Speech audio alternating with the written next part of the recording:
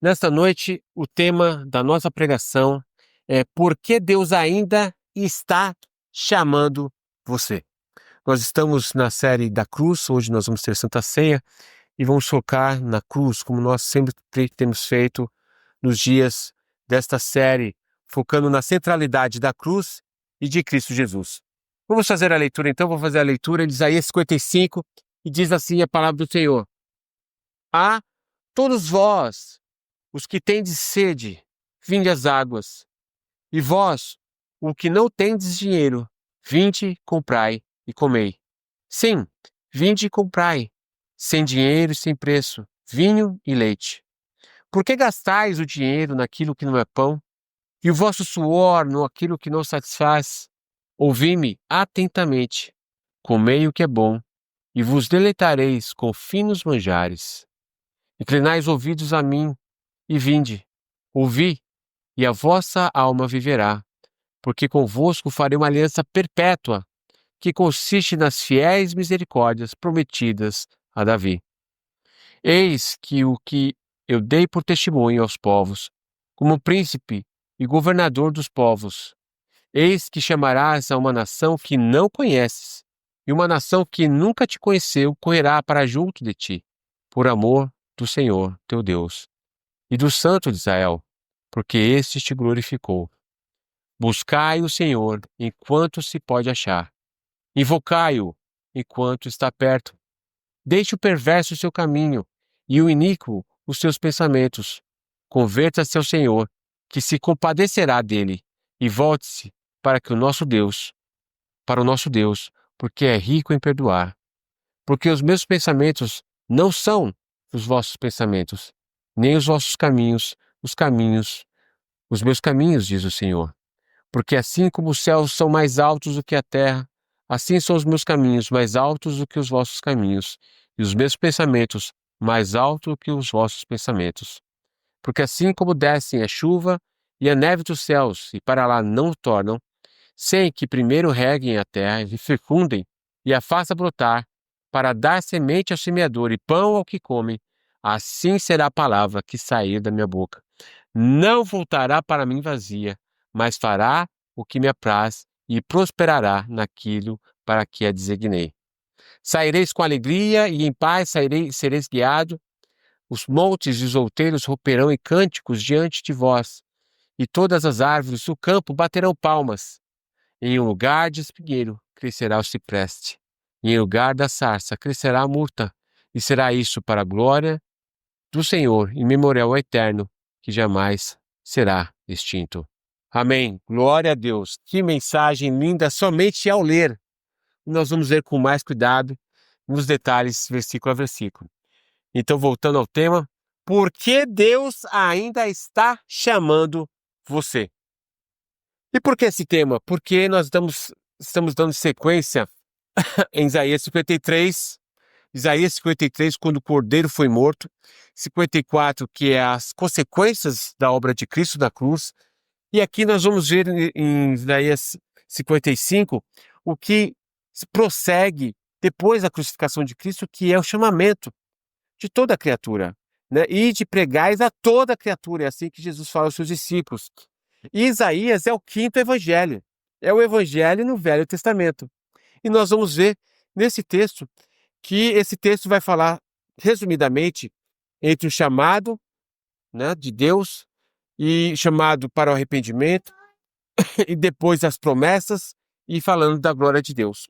Vamos então, passo a passo, versículo a versículo, entender como se dá esse chamamento, quais são as características, como Deus chama, e vamos ver a beleza do que está sendo prometido e como que isso pode impactar a sua e a minha vida hoje. Muito bem, lá em Isaías 55, do versículo 1, diz assim: Ai, todos vós, é a mesma coisa que está falando nos, no Evangelho, e de pregai a toda a criatura. Mas ele vai especificar a quem vai atender esse chamado. O chamamento é para todos. Mas olha a característica de quem está sendo chamado. Ah, todos vós, o que tendes sede, vinde às águas. E vós, o que não tendes dinheiro, vinde e comprai e comei. Sim, vinde e comprai, sem dinheiro e sem preço, vinho e leite. Bem, nesse primeiro versículo, o chamamento de Deus é para todos, mas ele define para quem especificamente esse chamado vai tocar os corações. E a primeira característica delas é o fato de ter sede. E a segunda característica é aquele que quer comer e beber vinho e leite, mas não pode, porque não tem dinheiro. Se é algo que toca muito o coração das pessoas, é o fato de uma necessidade que está lá no íntimo. Só que as pessoas não percebem muito, até que elas de fato vejam que depois de ter feito tudo na vida, ter caminhado na sua carreira, nos seus sucessos, nos seus sonhos, tendo possuindo ou tendo suas grandes frustrações, ainda existe algo que faz com que essas pessoas tenham sede. E elas não entendem o que poderia ser essa sede. Porque é uma necessidade além daquilo que o natural pode prover. É por isso que Jesus, no final da festa dos tabernáculos, no último dia, depois que as pessoas comeram e beberam e estavam satisfeitas, ele levantou e falou assim: aquele que tem sede, venha a mim e beba. Ora, as pessoas passaram uma semana inteira comendo e bebendo. Como que as pessoas poderiam ter sede depois de uma semana de festejar? A resposta é: a vida vai nos proporcionar muitas coisas para fazer, muitas atividades, muitas viagens, comidas, pessoas, atividades, mas depois de ter feito tudo, ainda pode restar no coração das pessoas uma sede de algo que elas não conseguem experimentar naquilo que elas fazem, não preenche o coração. Então é para essas pessoas. Se existe uma necessidade que você sente no seu espírito, não é algo natural, não, não é uma água natural, é do espírito, uma necessidade, um preenchimento que você não sente. Pois é, esse chamado é para você. Vinde as águas. E essas águas é Cristo Jesus. São as palavras de Cristo. É a ação do Espírito Santo no coração do homem. E aí você pode falar assim, mas como? Eu não tenho o que apresentar para Cristo. É verdade, nós não temos nada. E é por isso que ele vai falar assim, olha, vinde e comprai e comei, sem dinheiro. O Evangelho não está baseado no que você pode dar para Deus. O Evangelho não está baseado nos seus sucessos, naquilo que você pode oferecer. Não. O Evangelho está baseado naquilo que Deus faz por nós em Cristo Jesus. Por isso que é vinde comprar sem dinheiro. E vem e beba e participa da bênção de Deus. O leite é a prosperidade. O vinho é a bênção de sentar na mesa do rei e tomar o vinho como a Santa Ceia. Então participar da mesa do rei. Esse é o chamamento que Deus nos dá. Esse é o chamamento para aquele que tem uma necessidade. Mesmo depois de crente, você sente uma necessidade. Uma necessidade de ouvir Deus falar, da palavra de Deus, então você ora. Uma necessidade de comer e participar do pão e da alegria que só o Senhor pode dar. E é esse chamamento para crentes e não crentes. Quando a gente reconhece que nós não temos como nos satisfazer na vida natural e não temos o que dar para Deus para receber de volta. Então, esse evangelho que tem sido pregado, vem aqui dar uma grande oferta que Deus vai te dar 6 vezes mais, é mentiroso. Nós não precisamos dar nada para Deus. Nós só precisamos reconhecer que nós temos uma profunda sede na nossa alma e uma necessidade por Deus que nós não conseguimos fazer com os nossos próprios recursos. Isso é o Evangelho. Esse é o Evangelho. E para você que tem essa necessidade, é para você esse convite. Porque a pessoa que se sente satisfeita, depois de comer a festa, participar das suas festas, participar da sua vida, e fala assim, eu não preciso de Jesus, eu estou satisfeito, esse convite não é para você. Porque o seu coração não está compatível com o que a palavra está dizendo. Mas se a sua necessidade é relevante para você depois de viver a vida que você tem vivido, esse chamado é para você. Versículo 2 diz assim, e aí, no chamamento, nós vamos ver o confronto, né, do que as pessoas procuram evitar. E ele fala assim, no versículo 2, qual é o confronto? Por que gastais o dinheiro naquilo que não é pão? E o vosso suor naquilo que não satisfaz? Ora, muito bem. As pessoas podem viver a vida plena, satisfeitas, por causa que elas gastam o seu dinheiro e elas têm prazer naquilo que elas fazem e compram e vende, constrói, e vende de novo e perde, e ganha de novo e é o ciclo da vida e compra, acorda cedo e trabalha até tarde, gasta o seu suor, se empenha, se dedica e aí está o confronto. Por quê? Porque se você tem tido sede, você não para pensar que se você tem sede, você tem uma necessidade de algo mais profundo, você não percebe que o seu trabalho não tem dado resultado porque existe uma necessidade que não está preenchendo você. Então você gasta todo o seu dinheiro, todo o seu tempo, você se dedica, você gasta todo o seu suor e você não se satisfaz. Esse é um confronto, é levar a pessoa à reflexão. Puxa, o que eu tenho feito? Parar para as pessoas pensarem, porque hoje o entretenimento de novelas, jogos, passeios, televisão, internet não permite com que você pare para refletir sobre a sua vida. Você está o tempo inteiro ocupado, ouvindo música, vendo TV, fazendo coisas, trabalhando, indo, vindo, falando com pessoas, e você não tem tempo para parar e refletir no que você está fazendo. E aí vem o confronto. Ele está perguntando para você: pare e pense. Tem valido a pena você gastar todo o seu dinheiro e todo o seu suor naquilo que não te satisfaz? E aí, novamente, chamamento. Ouvi-me atentamente. Olha, aqui está a essência do Evangelho. Ouvir a palavra de Deus. Tá aí outra coisa. Se as pessoas não conseguem pensar, muito menos ouvir. Porque são muitas associações, muitas e variadas no nosso coração. A gente não para, ansiedade, o medo. Você pensa com você mesmo, você não consegue pensar em outra coisa, só em você, e só você. E como é que eu vou, como é que eu fico, onde que eu vou, como é que eu vou fazer? E as pessoas falando, nem a música, e a televisão. Mais ainda, você não consegue ouvir a voz de Deus. Ele fala assim: olha, ouvi-me atentamente. E qual que é a consequência se você ouvir?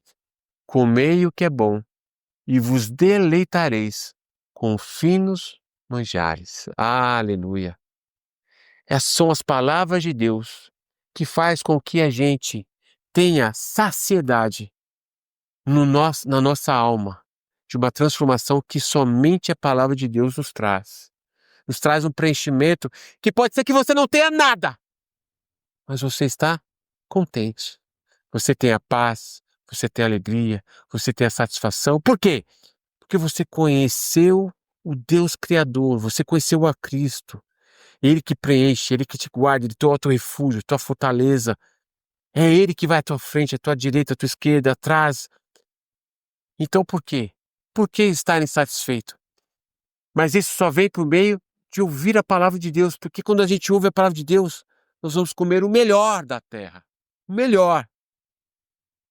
De palavras que saciam nosso coração e nos transformam. Esses são os tesouros insondáveis de Cristo Jesus.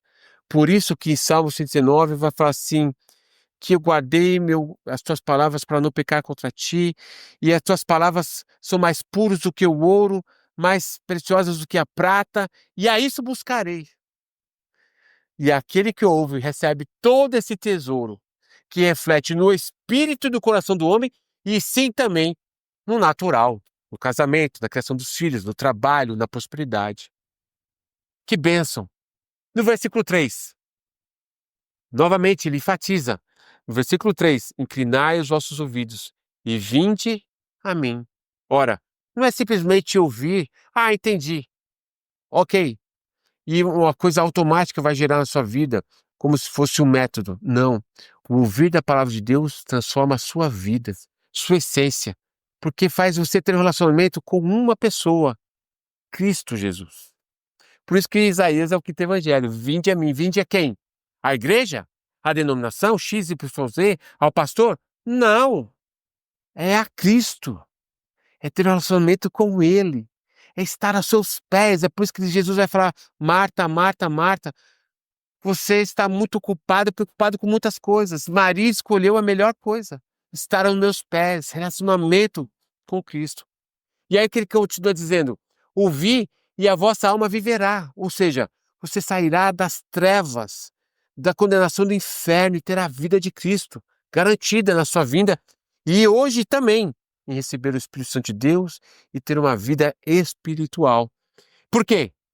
Porque convosco farei uma aliança eterna, que consiste nas fiéis promessas prometidas a Davi. Olha só, pare comigo e pense aqui, porque isso é muito importante.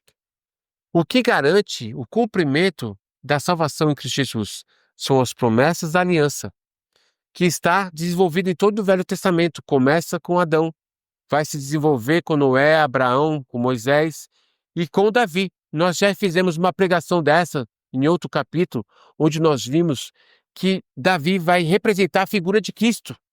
Porque quando Cristo vem, as pessoas falam assim para Cristo: Ah, Jesus, filho de Davi. Porque ele era da descendência de Davi. E ele é a figura da promessa que Deus deu a Davi, que não faltaria rei em Israel. Porque o reinado de Israel, de Davi foi prometido para Davi que não faltaria rei sucessor da sua descendência. Mas Israel pecou e se cessou os reis de Israel. E não há mais rei em Israel, cessou. Logo, muito depois, cessaram-se os reis de Israel, não houve mais descendente de Davi no trono. Então Deus mentiu? Não, porque o cumprimento do sucessor que haveria de vir é Cristo, filho de Davi, que não é um reino natural, é um reino espiritual. E é baseado nesta promessa, que a aliança que Deus faz conosco não é uma aliança que pode se quebrar. E é por isso que Jeremias fala assim: se você puder conter o sol e a lua, então quebrarei a minha aliança contigo. Ora, não podemos quebrar e parar o sol nem a lua.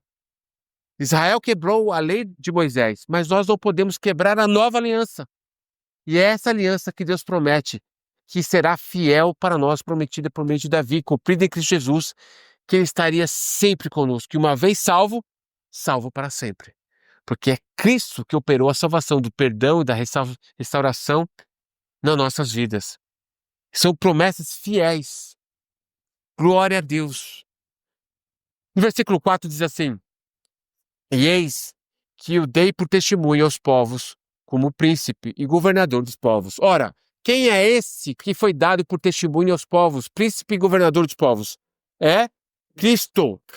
Cristo. Cristo. É Cristo que foi dado a nós por testemunho. É o testemunho que permanece até hoje a todos nós. Glória a Deus, é por meio dele, é para ele, e é por ele, e a ele toda a honra, toda a glória. É Cristo Jesus. Ele é o centro do evangelho, ele é o centro da igreja, ele é o cabeça da igreja. A ele toda a honra e toda a glória. Se tirarmos Cristo da centralidade da nossa vida, da igreja, não há evangelho, não há vida, não há promessa. Versículo 5. Eis que chamarás a uma nação que não conheces, e uma nação que nunca te conheceu correrá para junto de ti, por amor do Senhor teu Deus, o Santo de Israel, porque este te glorificou. Ora, olha a promessa. Quem são esses que vão correr, né, e chamará uma nação que não conheces? Havia a promessa de um Messias para Israel. Israel esperava o Messias que fosse libertar o povo da escravidão dos romanos, instaurar um reino natural e físico. Mas Jesus veio. E por causa que os judeus esperavam um reino natural, eles caíram na pedra de tropeço e não creram em Cristo. Mas Cristo veio, cumpriu a lei de Deus, morreu, ressuscitou, para chamar quem? Todas as nações, que é a promessa de Abraão. Abraão, em ti serão benditas todas as nações. E quem é essa nação que não conheces? Somos nós, os gentios. Obviamente, há judeus que são salvos pela misericórdia de Deus, pelo Espírito Santo de Deus, não porque eles são israelitas, mas porque a graça de Deus os alcançou. Não é a etnia que salva ninguém, mas é o chamado de Deus por meio de Cristo Jesus. Então, há salvos em Israel, como a maioria dos salvos são de todas as nações. E é isso que esse versículo está falando, que são gentios, que correrá para junto de ti, de Cristo. Por quê? Por amor do nome do Senhor, a revelação do amor de Deus em Cristo Jesus, que chama aqueles que estão condenados ao inferno para arrependimento e para confissão do pecado e para seguir a Cristo Jesus. Por quê? Porque Cristo foi glorificado e a ele foi dado um nome que está sobre todo nome, sobre a face da terra. Cristo já reina. E há igrejas, e há pastores, e há teologia que prega que Cristo ainda precisa voltar, arrebatar a igreja no secreto e governar 1000 anos na terra. Que contradição da palavra de Deus. Cristo instaurou o seu reino e governa. E a ele foi dado o nome sobre todo o nome. Versículo 6. E diz assim: buscai o Senhor enquanto se pode achar, invocai-o enquanto está perto. E aqui é o centro da pregação, do tema da nossa pregação de hoje. Por que que Deus ainda está te chamando? Porque ainda dá tempo. Porque no versículo 6 vai falar: buscai o Senhor enquanto se pode achar. Ou seja, haverá um tempo que não haverá mais tempo para se buscar o Senhor. E que tempo é esse? Quando Jesus voltar. Quando Jesus voltar, não vai ter milênio. Não vai ter governo na terra. Acabou. Ele virá com juízo. Ele veio da primeira vez como homem para salvação. Mas a segunda vez, quando ele voltar, será para juízo e condenação. E quando Jesus voltar, não haverá tempo para arrependimento. Acabou. Essa é uma primeira questão. A segunda questão é: se você morreu hoje, você vai para o inferno se você não tiver Cristo. Então busca o Senhor. Atenda o chamado. Vinde a Cristo Jesus. E invocai-o enquanto está perto. E é por isso que o Evangelho continua sendo pregado.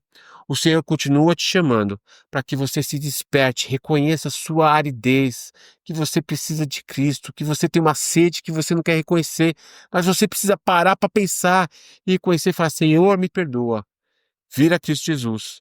Porque quando você crê em Cristo, confessa Ele, quer você morra ou quer Ele volte, você está seguro eternamente estar com Ele, para a glória do Senhor e para a sua vida em glória com Cristo Jesus. Mas se Cristo não estiver no seu coração, você arrebatará quando Cristo voltar para a condenação e depois, logo a morte, seguirá o juízo. Que triste é essa situação. Mas o Evangelho é para você e é para mim, para uma esperança hoje. E esse é o chamado. Por que que Deus está te chamando até hoje? É por causa disso. Há tempo. E esse tempo é hoje, porque a gente não sabe o amanhã. Versículo 7. E aí ele vai continuar confrontando. Quer dizer, por que que você está gastando o seu dinheiro, o seu esforço naquilo que não é pão? E ele vai falar as características dessa pessoa. Qual é a característica? Deixe o perverso o seu caminho e o iníquo os seus pensamentos. Olha, são duas questões aqui. Os caminhos da pessoa que não crê em Deus e os seus pensamentos. São caminhos que são distantes de Deus, não considera Deus, não considera Cristo, e os seus pensamentos é o que conduz a ele a esses caminhos, são pensamentos maus. Ele pensa consigo: não há Deus, Deus não me vê. É o que vai falar em Salmos 14. Posso continuar pecando aqui, fazer as coisas erradas, que Deus até agora não me castigou, então não vai me castigar. Ah, meu irmão, meus queridos. Ele continua no versículo: converta ao seu Senhor, ou seja, se arrependa, para que se compadeça, que se compadecerá dele e volte para o nosso Deus, porque é rico em perdoar. Seja qual for sua situação de pecado. E tem pessoas que têm um histórico terrível, umas mais que outras por causa da gravidade do pecado, e elas chegam a pensar que não tem mais solução para elas. Mas a palavra de Deus e a misericórdia de Deus é tão grande que não existe essa pessoa que não possa ser salva. Que mesmo que tenha feito atrocidades, pode ser que ela tenha ainda consequências dos pecados dela na sua vida, como se, por exemplo, matou, vai ter que ser preso. Mas o fato que, mesmo de ter as consequências do pecado, isso não impede que ela tenha o perdão e a salvação de Cristo Jesus. Por quê? Porque o Senhor é rico em perdoar. Aleluia. Glória a Deus. Ah, quem experimentou o perdão de Deus sabe o que eu estou falando, o que é ter o perdão de Deus e ter o fardo do pecado lançado em terra e ter paz com Deus. E aí você sabe perdoar, você sabe ter paciência e tolerância, porque esse amor foi derramado no seu coração, esse perdão, e você sentiu o amor de Deus.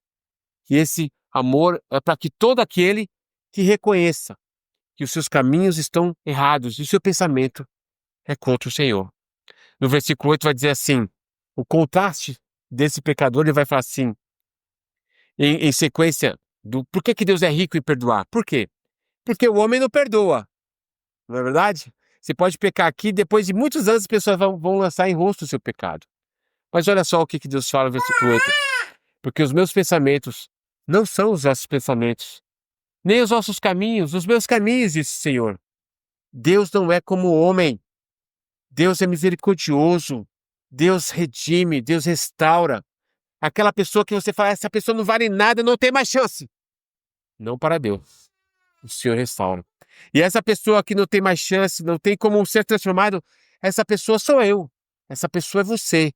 Mas quando nós experimentamos o amor de Deus, o perdão de Deus, nós entendemos o que são os pensamentos de Deus, que nos restauram os caminhos e transformam nossos pensamentos e entender aquilo que é incompreensível, que é o amor de Deus, que é o perdão de Deus.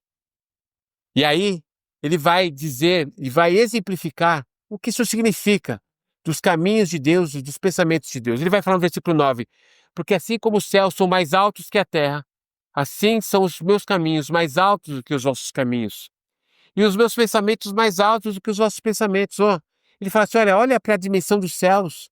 Assim são a dimensão dos meus pensamentos, que eu já demonstrei na criação, que é muito além, que vocês não podem alcançar. Assim é a diferença do Criador para a criatura. Nós estamos falando do autor da vida e da morte. Ele, seus pensamentos e seus caminhos são excelsos. São caminhos de paz, de bênção. São caminhos de transformação. São caminhos de revelação do eterno, da glória, da majestade de Deus. Tudo isso nós vemos aonde? Em Cristo Jesus. No versículo 10.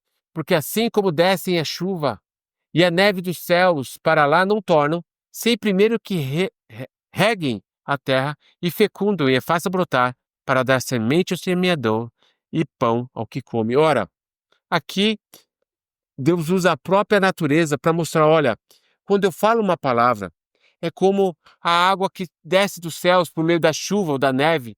Ela não torna para lá sem que cumpra o propósito, porque ela vai regar a terra, vai fecundar e vai brotar e vai produzir frutos. Assim é minha palavra. Se você ouvir minha palavra hoje, se você regar minha palavra hoje, se você crer na minha palavra hoje, ela fará a transformação que eu estou falando. Você será transformado e você comerá do pão e você beberá do vinho, como eu já prometi lá no chamado, no começo do capítulo. Por quê? Porque fiel é a palavra do Senhor, porque transmite a fidelidade do caráter de quem Deus é. Deus é fidedigno, você pode confiar, se lançar em Deus, que Ele não vai deixar você com vergonha. Quando nós nos aproximamos diante dEle, com arrependimento, com contrição, o Senhor fará e continuará fazendo uma transformação nas nossas vidas, para que a gente experimente o poder da palavra de Deus no nosso coração, de novos caminhos, de novos pensamentos e de usufruir da bênção que Ele tem nos dado por meio de Cristo, de comer o melhor da terra, de se deleitar em Cristo, ser pleno em Cristo Jesus. Glória a Deus. Versículo 11. Assim será a palavra que sai da minha boca. Não voltará para mim vazia, e me fará o que me apraz, e prosperará naquilo para que a designei, tanto para o bem como para o mal. A palavra que hoje você tem ouvido é para transformação hoje, porque a palavra de Deus não volta vazia. Quando nós cremos na palavra, nós exercemos a palavra e colocamos nossa fé em Cristo Jesus, nós teremos nosso coração transformado e continuamente transformando, porque é a palavra de Deus que nos transforma, nos renova. E da mesma forma, essa mesma palavra que transforma, essa será a mesma palavra que no juízo final nos levará ao fogo eterno se não estivermos na presença de Deus e crido em Cristo Jesus. E ainda mais nessa vida passaremos por sede na alma, por aflições terríveis. Olhe tantas coisas que acontecem na sociedade, pessoas matando as outras, pessoas depressivas, e aumenta o índice de tudo. Tudo que é terrível está aumentando os índices. São os selos sendo abertos. As pessoas com deficiência na sua mente, nas suas emoções, na sua vontade. Deus já está derramando as taças no coração do homem como consequência disso. Porque a palavra não voltará vazia. Mas para você hoje, a palavra não é de mal, mas é de bênção.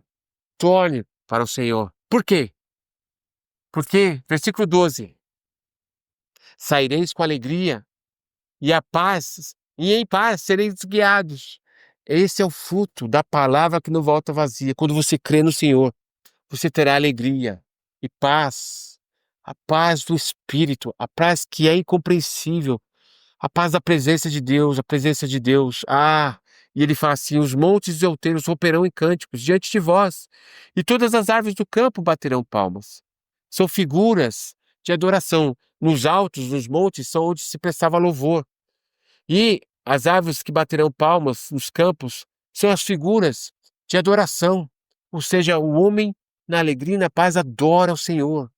Vive o Senhor. Por quê? Porque ele experimenta o poder de Deus e a transformação de Deus no seu íntimo. E é isso que vai falar no versículo 13. E em lugar do espinheiro, olha a transformação, aonde havia espinheiro, nascerá o ciprés. E em lugar da sarça, crescerá a murta. Isso aqui é a figura de uma terra desolada, que não tem frutos, e há uma transformação de deserto em um campo frutífero. E isso será para a glória do Senhor, o memorial eterno que jamais será extinto. Deus faz no nosso coração, assim, um novo jardim, um jardim do Éden. Não mais físico, mas agora um jardim da presença de Deus, os frutos da palavra de Deus na nossa mente, nas nossas emoções, na nossa vontade, para que tenhamos louvor nos nossos lábios, adoremos Ele e sejamos testemunhas oculares daquilo que Deus tem feito no nosso interior. Transformações profundas do perdão, do amor, que tem transformado nossos caminhos, nossos pensamentos, e experimentamos a paz e a alegria inefável do céu. E isso é o chamado para você hoje. E minha pergunta para terminar: você está com sede? Você tem fome? Fome de justiça e de juízo? Pois é, se você tem, Cristo vai trazer, porque a sua palavra não volta vazia. Amém. Vamos orar.